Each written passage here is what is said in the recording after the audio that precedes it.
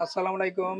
আমাদের হাতে যে ফোনটা দেখতে পারছেন এটা হলো Realme 9 5G SE একটা মোবাইল। তো মোবাইলটার সমস্যা ডেড কন্ডিশন আমাদের কাছে এসেছিল। আমাদের কাছে পাঠিয়েছিল এক টেকনিশিয়ান ভাই। তো এটাকে আমরা কিভাবে রিপেয়ার করলাম এই ভিডিওটার মাধ্যমে আপনারা সম্পূর্ণভাবে দেখতে পারবেন। আর ভিডিওটা যদি ভালো লাগে অবশ্যই পেজটাকে ফলো দিয়ে পাশে থাকবেন, কেননা পেজটা নতুন ক্রিয়েট করা হয়েছে। তো আমাদের হাতে যে প্রসেসরটা দেখতে পারলেন এটা হলো Realme 9 5G SE যে প্রসেসরটা এটা মূলত প্রসেসর থেকে সমস্যা। তো এটাকে আমরা রিবোলিং করে রেখেছিলাম। কাজের সুবিধার স্বার্থে এই ভিডিওটা অনেক বড় ছিল, যার কারণে এটাকে আমরা শর্টকাট করে ছোট করে দিয়েছি। তো আপনারা যদি ভালোভাবে লক্ষ্য করেন প্রসেসরটা সুন্দর করে বসিয়ে এরপর আমি হট এয়ার গানের মাধ্যমে এটাকে ধীরে ধীরে তাপ দিয়ে লাগিয়ে ফেলতেছি।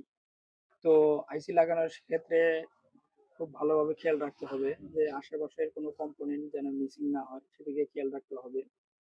আর হট এয়ার গানের তাপমাত্রাও যেন বেশি না হয়। যদি বেশি হয়ে যায় সেক্ষেত্রে আপনার মাদারবোর্ড অথবা আইসি ড্যামেজ হয়ে যাবে, সেদিকে খেয়াল রাখবেন।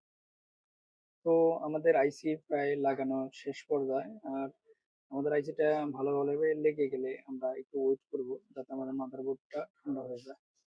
তো আমাদের আইসি লাগানো কমপ্লিট, মাদারবোর্ড ঠান্ডা হয়ে গেছে। এরপর আমরা এই মাদারবোর্ডটাকে মোবাইলের যে হাউজিং পার্ট আছে সেখানে আমরা কানেক্ট দিয়ে দেখব যে আমাদের মোবাইলের যে সমস্যাটা ছিল সে সমস্যাটা সমাধান হয়েছে কিনা। মূলত এটা ডেট সমস্যা ছিল।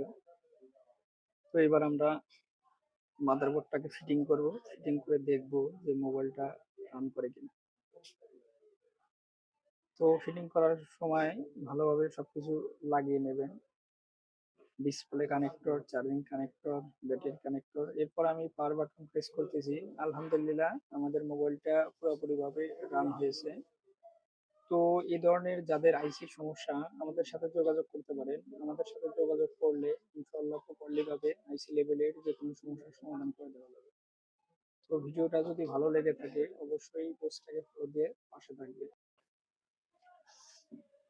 আমাদের মোবাইলটা পুরোপুরি ভাবে অন হয়ে গেছে। এবার আমরা ব্রাইটনেসটা বাড়িয়ে দিলাম। এরপর আমরা ইমার্জেন্সি কলে গিয়ে 112 2 3 3 4 4 এগুলো সবকিছু চেপে চেপে দেখবো। আহ, তো এই ধরনের সমস্যা হলে আমাদের সাথে যোগাযোগ করতে পারেন। আমাদের সাথে যোগাযোগ করলে